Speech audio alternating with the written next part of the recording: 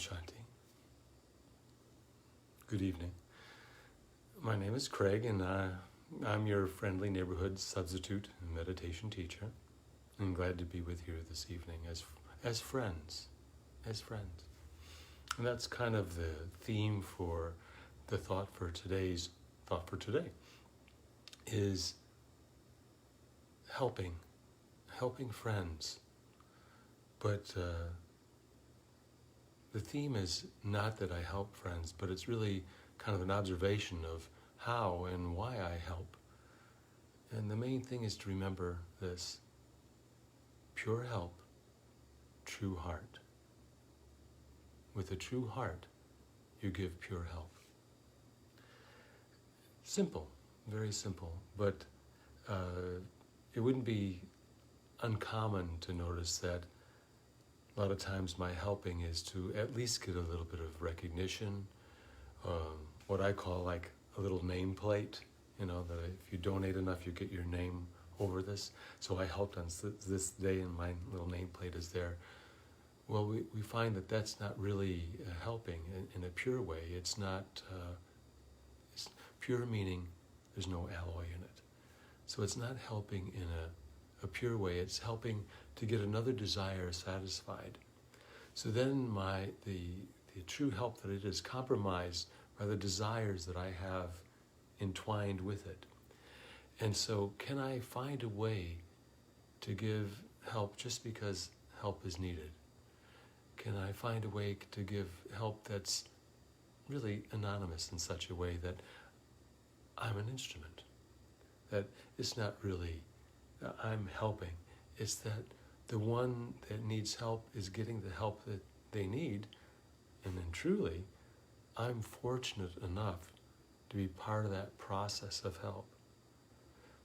Because a lot of times we do something and we give it our best, and then when the results don't go as planned, we're at very least disappointed.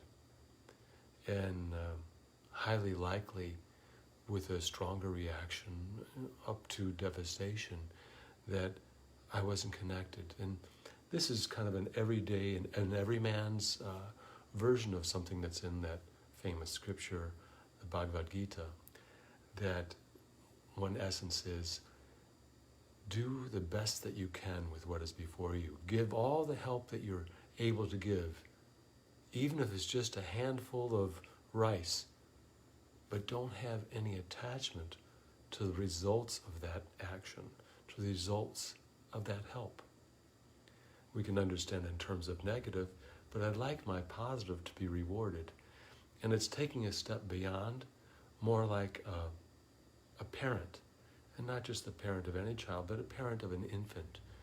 That the parent of an infant is just giving and giving and giving because it doesn't expect any return. It knows that a return is not possible. And chances are that parents give their infants more than they give their 20-year-olds or even their 10-year-olds or even their 5-year-olds because of that helplessness, and the help is in its purest form. So that's kind of what I see when I'm doing it, is make sure that I don't have some type of agenda in my helping, because even though my help can't be altruistic in nature, I will receive a return from that. My own inner psychology will undergo changes just because of this pure type of help that I'm offering. Let's do a few minutes of meditation. I'll step out of the way and offer some sort of a commentary, and then come back afterwards.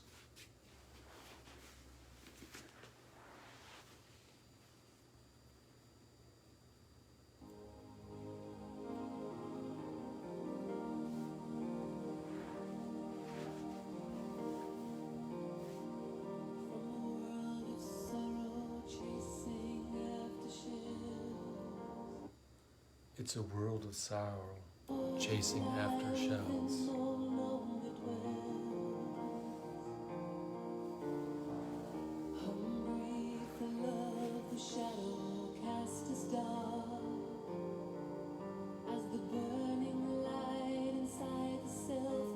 Just sit here quietly.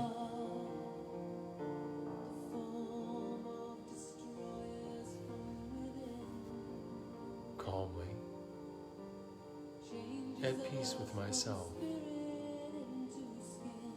This is the beginning of how to help. This is the beginning of how to help. By experiencing peace, just myself, by myself, in this place of introspection and just quietness. I can observe myself without judgment and see what it is that I have to offer, see what it is that I can give. And I realized that I can only give as much as the peace I am experiencing. Something about peace is that it is complete in itself. It is without desire because it's fulfilled in its own state of peace. I am fulfilled in my own state of peace. I find strength in this. I find comfort. And as I grow this peace by visiting this inner place day after day on a regular basis, the alloy that has been in me that's peaceless, that has otherwise, all those things get pushed away because just like air going into a balloon, I'm filling myself up with peace.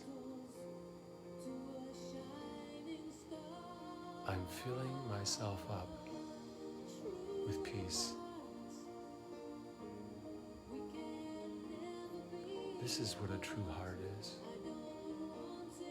My greatest friend is my own true heart. And as my true heart benefits me, as my true heart gives me pure help just by the experience of itself, just by being me, others can find comfort. Just by me being me, the true me, the peaceful me, the satisfied me. In that way, I am able to give without thought of giving.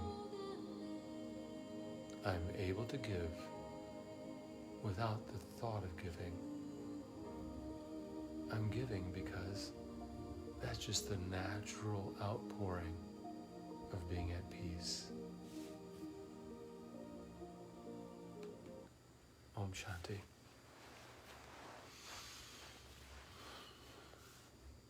See, that's just impromptu and trying to be as real as possible in any moment that's given.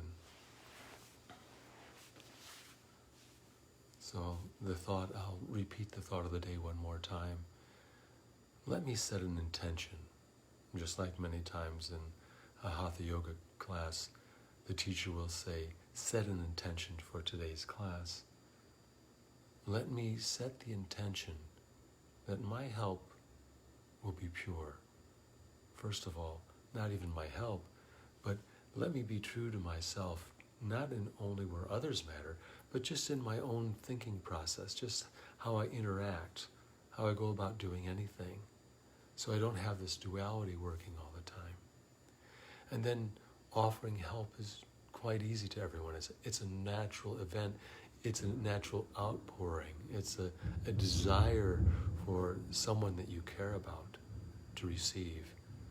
So what I have to do for myself is experience peace, and then that's the love that's within me naturally will find ways to manifest itself outward into my friends. And because I'm not working so fervently on fixing myself all the time and accomplishing my desires and getting what I want, I have all this leftover space I have all this left. Do you want some of it?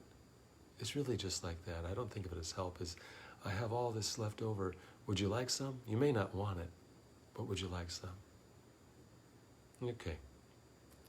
That's enough for today. I look forward to the time when I see you again, and I'll say Om Shanti, goodbye from your friendly neighborhood substitute meditation teacher. Be well. Thank you.